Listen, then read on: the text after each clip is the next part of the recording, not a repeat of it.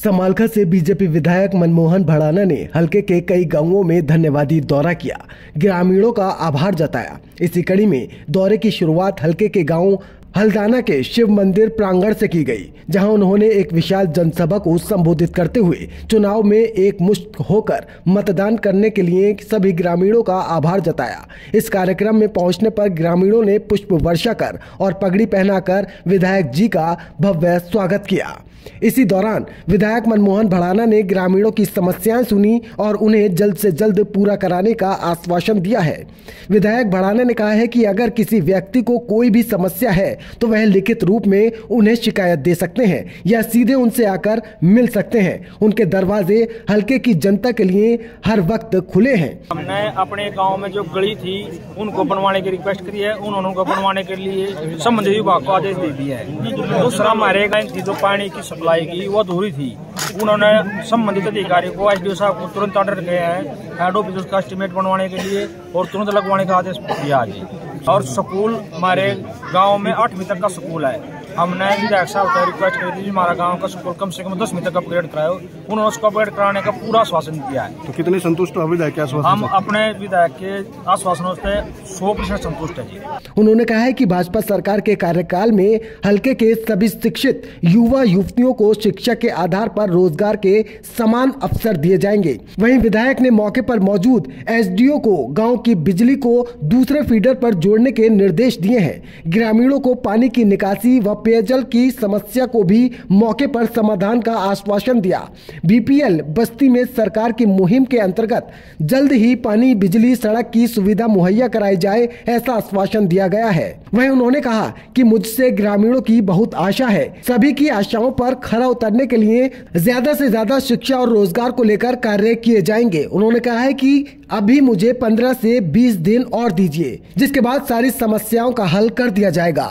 नहीं, मेरा आज पहला धन्यवादी दौरा है जिसमें मैंने गांव हल्दाना से शुरुआत की है यहाँ पर, और जो मैंने वायदे किए थे वही मैं यहाँ पर जो कहने भी आया हूँ और सबसे धन्यवाद भी करने आया हूँ कि भैया आप लोगों ने मुझे इस लायक बनाया कि मैं आज विधानसभा में जाकर आपकी आवाज़ उठा सकूँ।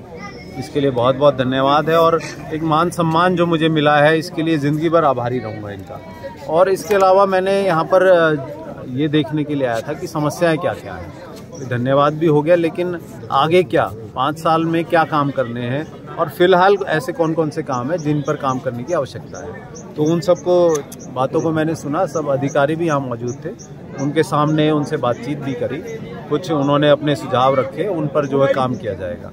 तो बहुत 3-4 समस्याएं थी, उनका समाधान भी किया है हमने यहाँ पर। शिक्षा विधायक जैसे अधिकारी काम नहीं कर रहे, जो टेंडर हो चुके हैं उसके बाद काम अधूरे पड़े हैं कहीं, तो ऐसे अधिकारियों का क्या एक्शन होगा? ये बिल्कुल मैंने बड़े स्पष्ट रूप से समझा दिया कि भाई अगर कोई ठेकेदार अगर काम नहीं कर रहा है, लापरवाही कर रहा है, तो तुरंत उसे हटा दिया जाएगा और ब्लैक लिस्ट किया जाएगा, उसे कहीं कोई काम नहीं मिलेगा।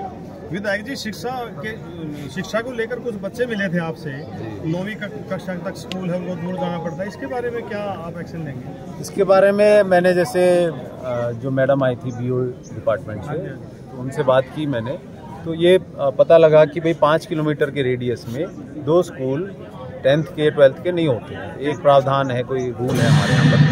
तो मैंने यही कहा है कि मैं इसके बारे में बात करूंगा माननीय मुख्यमंत्री जी से भी, शिक्षा मंत्री जी से भी, कि इसमें कोई फ्लेक्सिबिलिटी लेकर आई जाए, इसको बड़े प्रैक्टिकल ढंग से देखा जाए कि 5 किलोमीटर एक बड़ा रेडियस हो जाता है, लेकिन अगर कहीं जनसंख्या ज़्यादा बढ़ गई है, बच्चे ज़्यादा स्कूल में आ गए हैं, तो उसके आधार पर उसकी जो है ना इस चीज़ पर ध्यान दिया जाए कि 12वीं तक हो या 10वीं तक हो। आज आपका पहला दौरा है, जो पिछली सरकार में काम नहीं हुए। सच बताऊँ आपको, मैं किसी की आलोचना करने में विश्वास नहीं रखता हूँ। आलोचना करने वाले बहुत लोग मिलेंगे, ये नहीं हुआ, वो नहीं हुआ, वो नहीं हुआ, लेकिन मैं चाहता हूँ कि काम बताओ मुझे जो मैं काम करूं, और आगे आने वाले 5 सालों में क्या काम करना है, मैं उसकी चर्चा में ज़्यादा विश्वास रखता हूं। विधायक जी, बीपीएल परिवार का जो घर में जो बस्ती बसी हुई है, उसमें पानी की और सड़क की बड़ी समस्या बनी हुई है।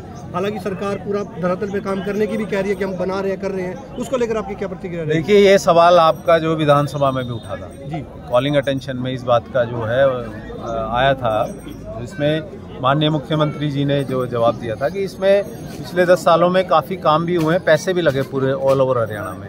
कहीं अगर कमियां रही हैं तो उसको भी पूरा किया जाएगा। इसके लिए अलग से एक बजट बनाकर दिया जाएगा, जो इस तरह की कमियां हैं उनको पूरा करेंगे। सरकार हल्के की एक समस्या है पानी निकासी की, हल्के को लेकर ग्रामीण से लेकर शहरवासी हर चीज से समस्या जूझ रहे हैं। ये अपने जब चुनावी वादों में भी इसको पूरा करने के लिए जल्द पूरा करने के लिए कहा गया था, उसको लेकर आपकी क्या कुछ विशेषताएं है, क्या कुछ प्रक्रिया रहेगी? देखिए, पानी निकासी का जैसे शहर की मैं अगर बात करूं तो वहाँ मेरी सभी पार्षदों के साथ एक बैठक हुई थी। उसमें हमने जो है विचार किया कि जो वहाँ पे जो सीवेज ट्रीटमेंट प्लांट के लिए जो जा रहा है वहाँ पर एक टर्न आता है, तो उसको सीधा करने पर मेरे ख्याल से जो उनका मानना था कि भाई पानी की समस्या हमारी नहीं रहेगी, तो वो कर रहे हैं। एक दूसरा सीवेज ट्रीटमेंट प्लांट और लगाने की योजना है, जिसके लिए प्रस्ताव हम जल्द ही पारित करेंगे अपना काउंसिल में।